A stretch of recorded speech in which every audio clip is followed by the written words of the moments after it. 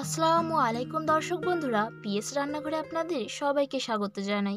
আজ আমি আপনাদের বানিয়ে দেখাবো কিছু সিক্রেট মশলা সহ একদম পারফেক্ট দোকানের মতো ঘুগনি। আর এটা বানানো একেবারেই সহজ, যে কেউ খুব সহজেই বানিয়ে নিতে পারবে, স্বাদ হবে একদম দোকানের মতো। তো বন্ধুরা, পুরো ভিডিওটা দেখার অনুরোধ রইল। ভালো লাগলে অবশ্যই একটা লাইক আর সাবস্ক্রাইব করে দেবেন। তো এই ঘুগনি বানানোর জন্য প্রথমে আমি হলুদ মটর ডাল নিয়েছি, আর এই মটর ডালগুলো আমি সারা রাত ভিজিয়ে রেখেছিলাম। আপনাদের কাছে যদি সময় না থাকে তাহলে 3 থেকে 4 ঘন্টা ভিজিয়ে রাখবেন। আর এরকম মাঝারি সাইজ করে আলুগুলো কেটে নিয়েছি। তারপর উনানে আমি কড়াইটা বসিয়ে দিলাম। বসিয়ে দেওয়ার পরে এখানে আমি মটর ডালগুলো দিয়ে দিলাম। আর মটর ডালগুলো আমি আগে থেকেই বেছে নিয়েছিলাম, যদি কোনো নোংরা থেকে থাকে তো। তারপরে আলুগুলো দিয়ে পরিমাণ মতো জল দিয়ে এগুলোকে আমি সেদ্ধ হতে দিলাম। প্রায় 1 ঘন্টা মতো সেদ্ধ হয়ে গেছে, দেখতে পাচ্ছেন।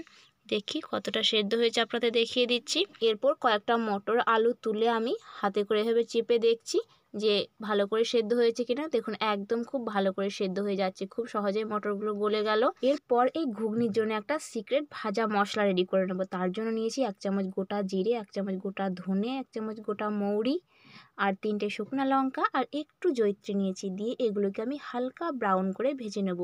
ভাজার সময় আঁচটা একদম লো থাকবে। আর মশলা ভাজতে ভাজতে সুন্দর একটা গন্ধ চলে আসলে বুঝবেন যে মশলা ভাজা হয়ে গেছে। এরপর এগুলোকে আমি গুঁড়ো করে নেব। তারপরে কড়াইয়ে দিয়ে দিলাম অনেকটা পরিমাণ সরিষার তেল। আপনারা চাইলে এটা সাদা তেলও করতে পারেন, তবে সরিষার তেলে বেশি ভালো হয়।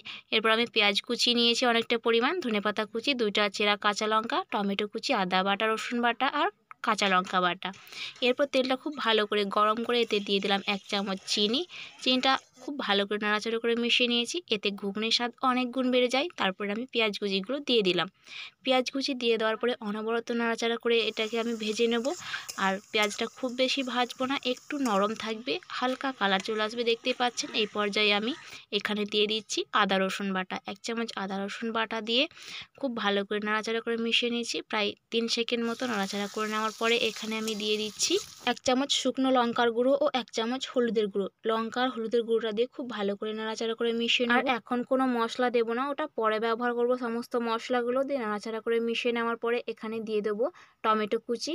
টমেটো কুচিটা দিয়ে দেওয়ার পরে খুব ভালো করে কিন্তু মিশিয়ে নিতে হবে। তো বন্ধুরা, দেখতে পাচ্ছেন আদা রসুন পেঁয়াজ বাটার মিশ্রণটার সাথে টমেটোটা খুব ভালো করে মিশিয়ে নিয়েছি। মেশানো হয়ে গেলে এখানে স্বাদ মতো লবণ দিয়ে আবারও খুব ভালো করে মিশিয়ে নিলাম।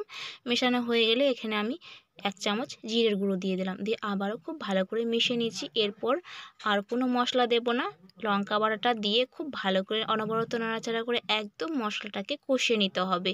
খুব ভালো করে মশলাটা কষানো হয়ে গেলে তেল ছেড়ে আসলে এখানে আমি সেদ্ধ করে রাখা আলু মটরগুলো দিয়ে দেবো। আর আলু মটর সেদ্ধ করার সময় আমি কোনো রকম লবণ বা হলুদ ব্যবহার করিনি, কিন্তু এমনি শুধুই সেদ্ধ করে নিয়েছি। তারপর সমস্ত মশলা কষিয়ে নেওয়ার পরে আলু মটরটা দিয়ে দেওয়ার পরে খুব ভালো করে এগুলো কষিয়ে নিতে হবে। নেওয়া হয়ে গেলে পরিমাণ মতো জল দিয়ে এটাকে আমি একদম হাই হিটে ফুটতে দেবো প্রায় 7 থেকে 8 মিনিটের জন্য। যেই জলটা দিয়েছি সেটা প্রায় শুকিয়ে অর্ধেকটা হয়ে যাবে, দেখতে পাচ্ছেন একদম টকবক করে ফুটছে। এরকম করে উনানের আগুনে টকবগিয়ে ঘুগনি রান্নাটা দারুণ লাগে খেতে। তো ঘুগনিটা খুব ভালো করে ফুটিয়ে নেওয়ার পরে এখানে যে ভাজা মশলাটা করে রেখেছিলাম খুব ভালো করে গুঁড়ো করে এখানে ব্যবহার করছি। মশলাটা দিয়ে দেওয়ার পরে একটু জাস্ট নেড়ে নিলাম। দেখুন এত সুন্দর সেদ্ধ হয়েছে সব আলু মটরগুলো।